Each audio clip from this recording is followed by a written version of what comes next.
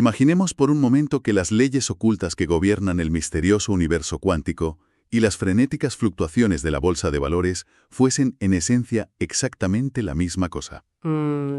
Suena desde luego a ciencia ficción de la buena. Totalmente. Qué concepto tan increíble, ¿verdad?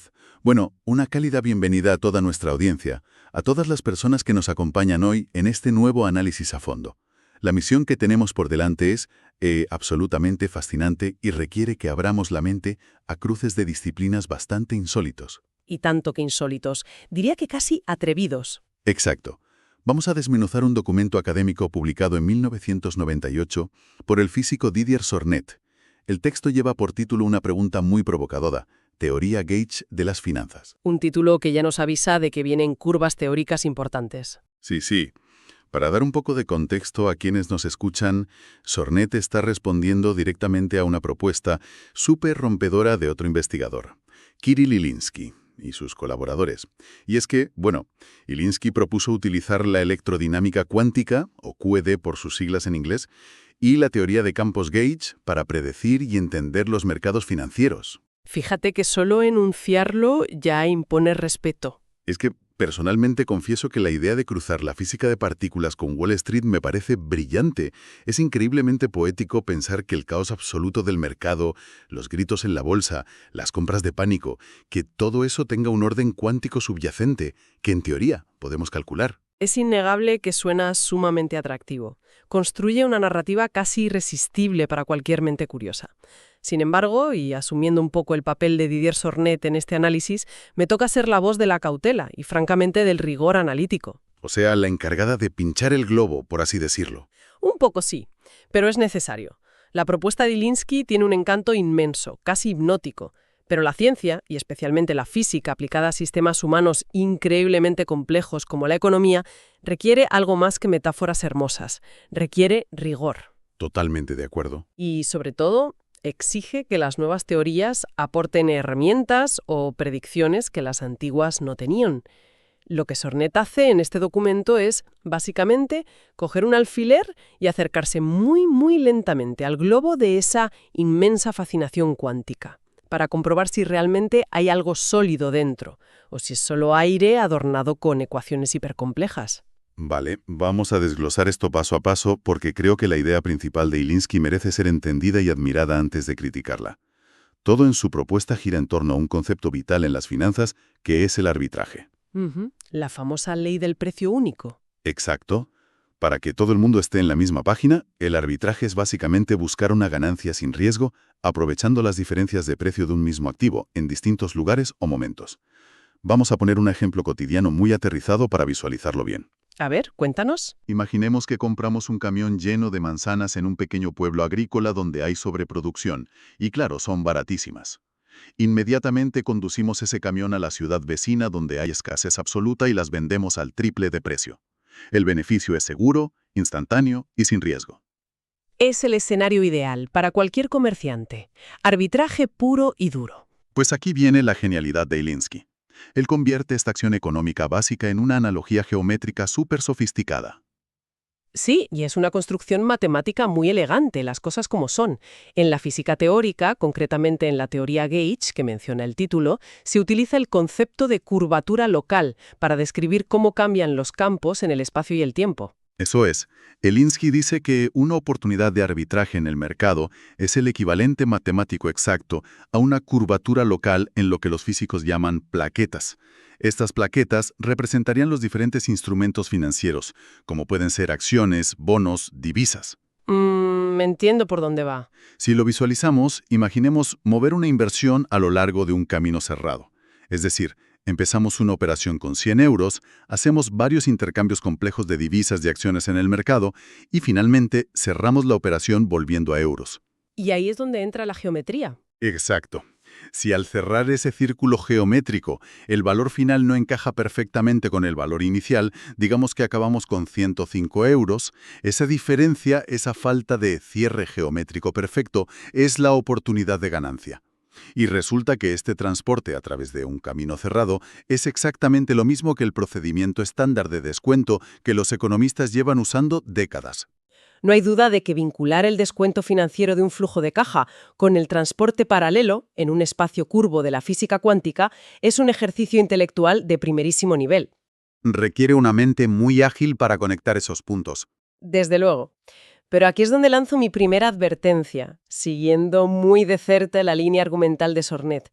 Que una analogía sea estéticamente bella o matemáticamente simétrica no significa, bajo ningún concepto, que sea revolucionaria para la economía. Ya, entiendo que la belleza no siempre equivale a la utilidad. Exactamente. La gran pregunta que debemos hacernos al evaluar todo esto es si estamos ante un verdadero descubrimiento sobre la naturaleza profunda de los mercados financieros o si estamos simplemente ante una forma muchísimo más complicada y esotérica de describir algo que los economistas de primer año de carrera ya sabían hacer con matemáticas mucho más sencillas. Claro, el riesgo de complicar por complicar. Ese es el peligro constante de estas teorías importadas de la física. Disfrazan conceptos económicos muy básicos con un lenguaje hipercomplejo que asombra al público, pero que no añade ni una sola gota de valor predictivo real para quien opera en el mercado de verdad. Entiendo el escepticismo, y es una crítica muy válida a lo que podríamos llamar la belleza inútil. Pero Elinsky no se queda solo en la metáfora de las manzanas y las geometrías. Él afirma que su teoría Gauge logra algo mucho más grande. A ver, ¿qué más pone sobre la mesa? Afirma que puede explicar de forma intuitiva y desde cero uno de los pilares fundamentales de las finanzas, que es la distribución log normal de las variaciones de los precios, y lo hace mediante una estrategia teórica muy específica. La cartera de cobertura total. Simultáneamente. Es decir, tomar posiciones opuestas a la vez. Sí, compramos a un precio inicial y vendemos un milisegundo más tarde a un precio nuevo. Pero al mismo tiempo, y con la misma cantidad exacta de dinero, vendemos al precio inicial y compramos al precio nuevo. Aquí es donde se pone muy interesante. Ya imagino a dónde nos lleva esa matemática. Pues al calcular la rentabilidad matemática de esta extraña estrategia de ir largo y corto a la vez y llevarlo al límite matemático de incrementos de tiempo minúsculos, la fórmula desemboca directamente en lo que los físicos y matemáticos conocen como la integral de Wiener. Que es un concepto de cálculo estocástico bastante denso. Sí, pero resulta que la solución estándar a esa integral de Wiener es, ni más ni menos, que la distribución gaussiana de probabilidades, lo que nos da como resultado final la distribución log normal para los precios de las acciones. Básicamente ha derivado el comportamiento estadístico del mercado desde axiomas puramente cuánticos. ¿Cómo no va a ser eso un triunfo brutal? Lo fascinante aquí es cómo una matemática tan sofisticada y deslumbrante puede enmascarar una realidad económica casi irrelevante en la práctica. Vamos a mirar esa cartera de inversión de largo y corto, simultáneo, con una lupa porque ahí está el truco. El truco. En estos modelos. Y es la rentabilidad real de esa estrategia combinada. Si calculamos el retorno de comprar y vender simultáneamente de esa forma, asumiendo un mercado con una variación de precio diaria típica del 1%, la rentabilidad matemática de esa cartera es de apenas un 0,005% al día. Bueno, un 0,005% diario sigue siendo dinero positivo, ¿no? Sigue siendo ganancia. Sí, pero si lo anualizamos, estamos hablando de un 1,25% al año, sin contar comisiones. Es un retorno minúsculo, peor que dejar el dinero en una cuenta de ahorro tradicional. Pero cuidado, lo más grave no es que se gane poco dinero con ella. Claro, supongo que un modelo teórico no tiene por qué hacerte millonario de la noche a la mañana. Exacto. Lo verdaderamente grave es que matemáticamente esta grandilocuente construcción cuántica no aporta ninguna información nueva al campo de las finanzas. Cero. Me cuesta ver eso. ¿Por qué dices que no aporta información nueva si, al final del día, logra llegar a la distribución log normal, que es una pieza fundamental para entender cómo se mueven los precios? Porque para entender la verdadera magnitud de esta crítica, necesitamos retroceder casi un siglo entero antes de que Elinsky publicara su moderno teoría cuántica. Necesitamos hablar del fantasma de Louis Bachelier. Ah, el famoso matemático francés. ¿El mismo? En el año 1900, mucho antes de que existieran los ordenadores, el Wall Street moderno o la propia física cuántica, Bachelier demostró exactamente lo mismo en su tesis doctoral y lo hizo usando argumentos estadísticos infinitamente más simples y elegantes. O sea, se adelantó 100 años con herramientas mucho más básicas. Tal cual. Bachelier partió de una premisa básica. Dijo que si asumimos que en el mercado de París de su época no hay oportunidades de arbitraje gratuitas, entonces la variación del precio de un activo, de un momento a otro, tiene que ser puramente aleatoria. Es lo que en matemáticas llamamos ruido blanco, sin memoria. Ah, claro, el concepto del camino aleatorio o el paseo del borracho, donde lo que pase hoy no te dice nada de lo que pasará mañana, porque cada paso es independiente del anterior. Precisamente. Y por un principio estadístico inamovible y muy conocido, llamado el teorema del límite central, cuando sumas todas esas pequeñas variaciones aleatorias, independientes a lo largo del tiempo, el resultado final te da, de forma completamente natural y sin ninguna necesidad de invocar campos cuánticos, la distribución log normal. Vaya. O sea, a ver si lo entiendo. Me estás diciendo que Ilinsky hizo un viaje larguísimo cruzando por la electrodinámica cuántica y matemáticas de vanguardia para llegar exactamente al mismo destino al que Bachelier llegó a pie y en línea recta en el año 1900? Esa es la descripción perfecta del problema. De hecho, Sornet aporta unas analogías maravillosas para desmitificar las matemáticas de Ilinsky.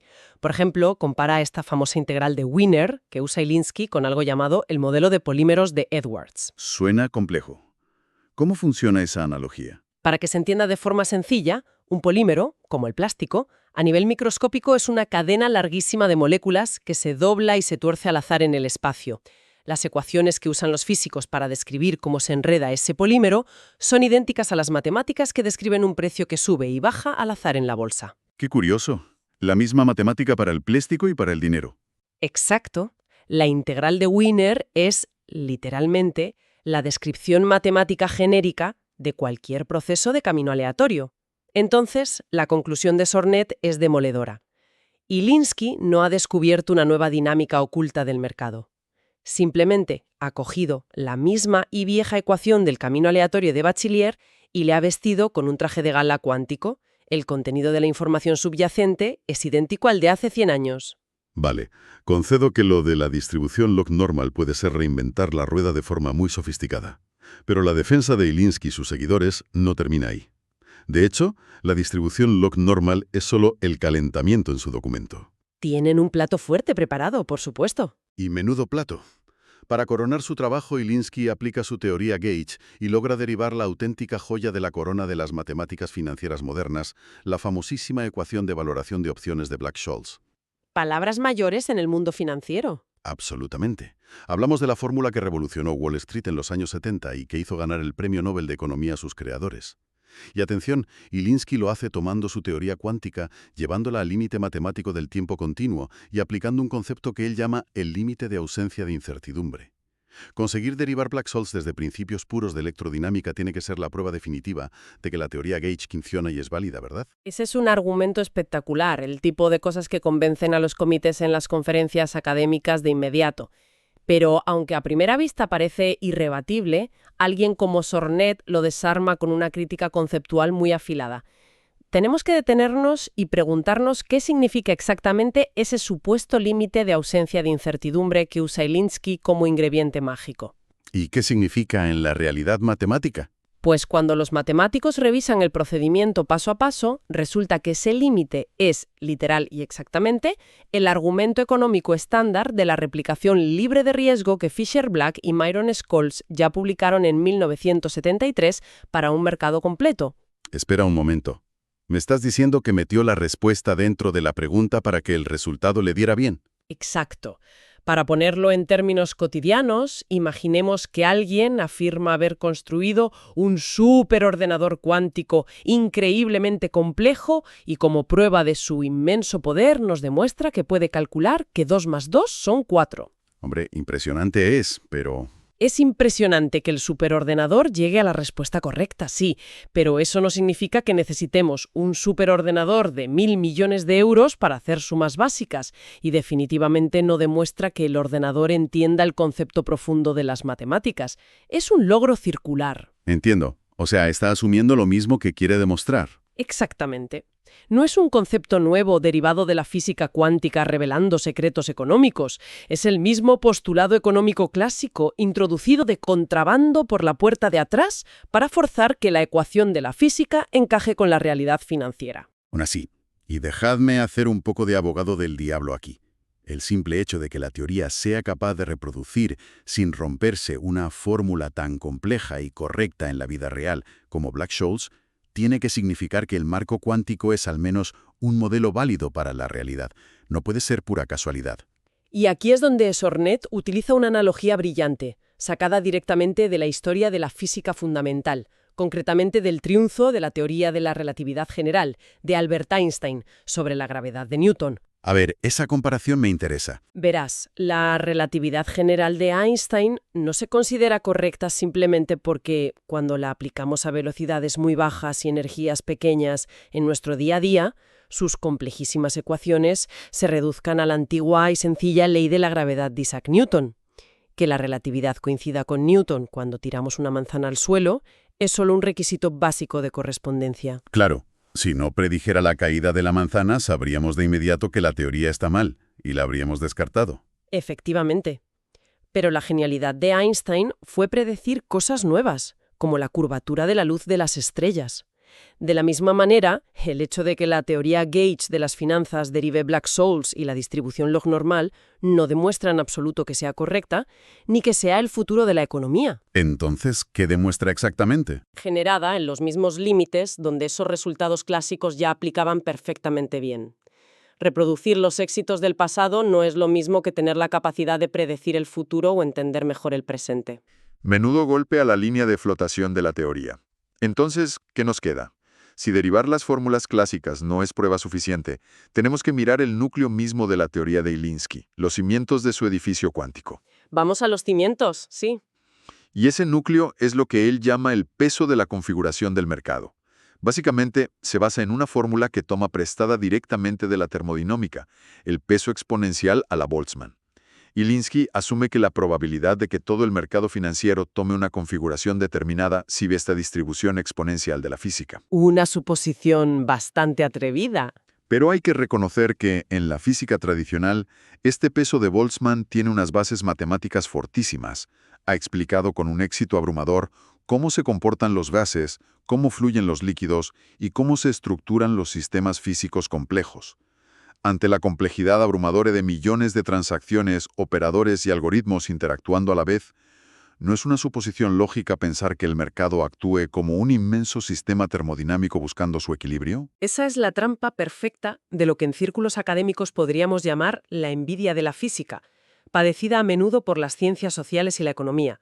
¿Por qué razón el mercado financiero, que está impulsado fundamentalmente por la psicología humana, los ataques de pánico, la avaricia, las noticias falsas y la regulación de los gobiernos, iba a comportarse estadísticamente como millones de partículas pasivas, ciegas y sin cerebro de un gas encerrado en una caja termodinámica? Visto así, claro, son naturalezas completamente diferentes. Sornet trae a colación una cita histórica y absolutamente demoledora del legendario economista Paul Samuelson, que expresa perfectamente la frustración y el hastío que sienten los economistas cuando ven a los físicos llegar a su terreno con estas grandes teorías. ¿Y qué dijo Samuelson? Samuelson dijo textualmente: con los años he llegado a sentir cierta impaciencia y aburrimiento con aquellos que intentan encontrar un análogo de la entropía de Clausius, Boltzmann o Shannon para meterlo a la fuerza en la teoría económica. Asumir que el mercado sigue el peso de Boltzmann es un postulado totalmente arbitrario en finanzas. Es una cita muy contundente. Casi se puede palpar el cansancio de Samuelson. Básicamente les estaba diciendo a los físicos que dejaran de intentar meter a los seres humanos y nuestras variables económicas impredecibles dentro de sus limpias probetas de laboratorio. Precisamente.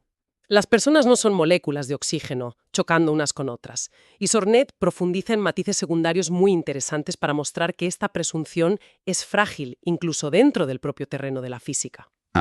Es que Boltzmann no es infalible ni en física. Para nada. Nos explica que ni siquiera en la naturaleza física todo obedece ciegamente a Boltzmann. Para poner un ejemplo sin usar demasiada jerga, en la década de los 90, apenas unos años antes de este debate, se desarrollaron en física las estadísticas de Challis.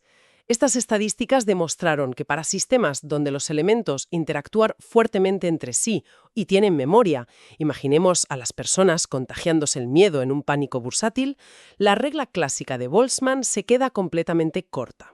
O sea, que la propia disciplina de la física ya sabe que no puede usar a Boltzmann para modelar todo. Así es. Entonces, basar una teoría financiera supuestamente novedosa únicamente en él, asumiendo que los humanos no interactúan entre sí, es caminar sobre hielo extremadamente fino. Qué interesante. Hasta los físicos conocen los límites de su propia herramienta. Hay otro detalle en el texto de Sornet que me parece fascinante y muy gráfico para ilustrar hasta qué punto es arbitrario imponer estas reglas a la economía.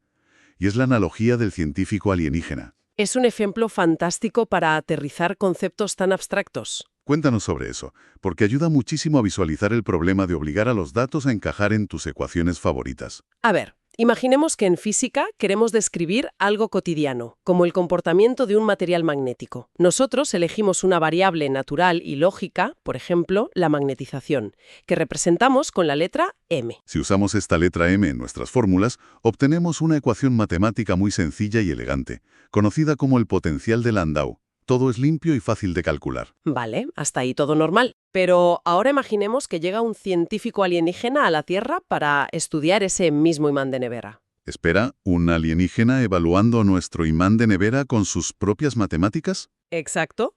Y este alienígena, por sus propias costumbres o razones biológicas, decide que la variable natural para estudiar el imán no es la fuerza magnética m, sino el logaritmo de esa fuerza. El logaritmo de m. Una elección un poco rebuscada, pero válida, supongo. Matemáticamente válida, sí. Pero si el alienígena reescribe las leyes físicas usando ese logaritmo, la teoría que describe el imán de repente se transforma en una estructura multifractal hipercompleja, llena de dimensiones infinitas y casi imposible de resolver. Y todo solo para describir el mismo y simple imán de nevera, que nosotros explicamos con una ecuación básica. O sea, la tremenda complejidad del modelo alienígena no residía en la naturaleza real del imán. Residía únicamente en la decisión arbitraria de cómo el alienígena había decidido medirlo. Ese es el punto exacto. Y eso es lo que Sornet le reprocha duramente a Elinsky. La sofisticada acción cuadrática que Elinsky utiliza en su flamante teoría gauge depende total, absoluta y arbitrariamente de su asunción del peso exponencial de Boltzmann y de esa elección ultra específica de la que hablamos antes. Entiendo. Si cambias la lente por una más natural para los humanos, la complejidad desaparece o se vuelve inútil. Tal cual. Si cambias un poco el enfoque o asumes variables humanas más realistas, toda la aparente elegancia matemática de la teoría cuántica de Elinsky se desmorona en un caos que no sirva para nada. Pero ¿y esto me parece el golpe de gracia? Más allá de debatir sobre la elegancia matemática o qué fórmulas usar, Sornet encuentra en los datos lo que parece ser el clavo definitivo en el ataúd de la aplicación práctica de esta teoría, el concepto del arbitraje virtual. ¿Qué es exactamente esto y por qué invalida todo el enfoque de la teoría gauge para las finanzas? Es probablemente el fallo fatal en la misma construcción lógica de la teoría. Según la formulación propuesta por Elinsky, la simple presencia de ruido en los datos, es decir, fluctuaciones aleatorias normales, genera de forma automática y matemática lo que él llama oportunidades de arbitraje virtual. Y eso suena a un problema grave. Es una contradicción masiva en sus propios términos. Pongamos a prueba la teoría de Elinsky en un entorno completamente controlado. Tomemos un mercado puro basado matemáticamente en un camino aleatorio de Markov. Para quienes nos escuchan, recordemos que un camino de Markov es un modelo donde el futuro solo depende estrictamente del presente. El pasado no importa en absoluto. Es ruido puro. Correcto. Y por definición matemática estricta, en un mercado de Markov puro hay muchísimo ruido, el precio no para de fluctuar, pero hay cero, absolutamente cero, posibilidades de hacer arbitraje real, precisamente por cómo está construido el modelo. Es imposible predecir nada para sacar ventaja. Sin embargo, cuando la grandiosa teoría gauge de Elinsky mira ese mercado de Markov, ve el ruido constante y su fórmula afirma equivocadamente que ahí hay arbitraje virtual. Es decir, la teoría inventa oportunidades de ganancia donde sabemos a ciencia cierta que no existe ninguna en la realidad del modelo. Vaya. Para usar una metáfora cotidiana, eso es como tener un detector de humo de ultimísima generación en casa que suena constantemente simplemente porque detecta que hay aire moviéndose en la habitación, aunque no haya ningún incendio cerca. Por mucha tecnología cuántica que tenga el detector, si da falsos positivos todo el rato, pierde absolutamente toda su utilidad para el usuario. Esa es la cruda realidad. Y si conectamos todo esto con el panorama general de la economía actual, nos damos cuenta rápidamente de dónde reside verdaderamente el reto de las finanzas modernas. Sornet menciona, de forma muy acertada, que la literatura financiera no es ignorante, lleva décadas estudiando el concepto de arbitraje en profundidad. Los economistas ya han hecho sus deberes. Totalmente. De hecho, el economista Stephen Ross, ya en el año 1976, escribió trabajos magistrales sobre el papel esencial de la condición de no arbitraje en los mercados. Esto llevó al desarrollo de herramientas que los profesionales sí usan todos los días, como los factores de descuento estocástico. Entonces, el problema real no es definir qué es el arbitraje. Para nada. El problema titánico al que se enfrentan los economistas y los operadores de bolsa de hoy no es definir el arbitraje usando geometría cuántica. El problema es que en los mercados reales, que son caóticos, humanos, imperfectos e incompletos, el operador de valoración no es único. El operador de valoración sería esa herramienta matemática concreta que usamos para poner precio a los activos en medio de ese caos, ¿no? Exacto.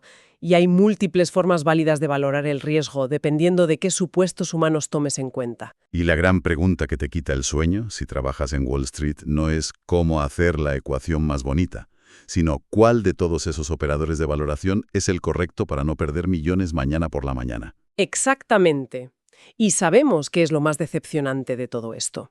Que la majestuosa formulación Gauge de la electrodinámica cuántica aplicada a las finanzas no ayuda en lo más mínimo a responder a esa pregunta crítica. O sea, te deja exactamente donde estabas. Te da un marco geométrico hermoso para contemplar, digno de un museo de matemáticas, pero cuando tienes que tomar decisiones bajo presión en un mercado real e incompleto, no te da ni una sola pista sobre qué operador de valoración debes utilizar para sobrevivir. Es una reflexión muy profunda sobre el propósito de las herramientas que creamos. Nos obliga a plantearnos una pregunta metodológica importante como sociedad.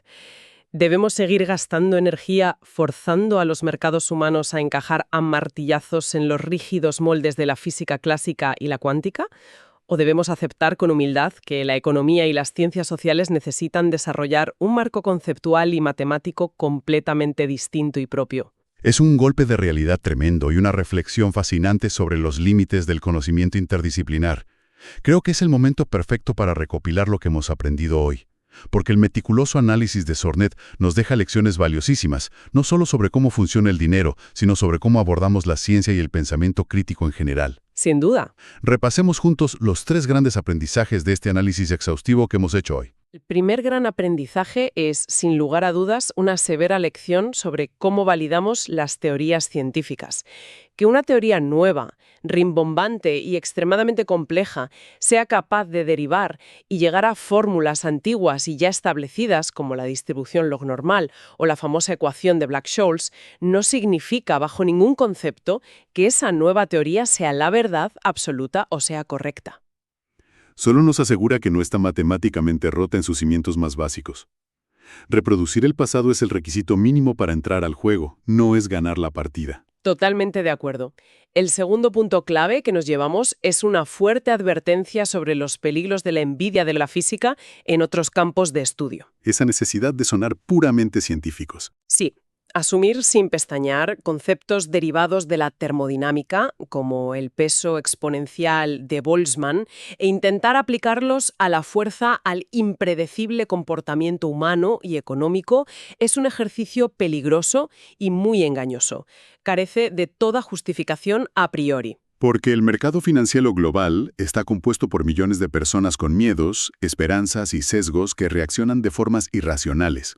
No son partículas inertes y predecibles chocando en un gas ideal. Y el tercer punto de conclusión gira sobre la siempre necesaria utilidad práctica de la ciencia.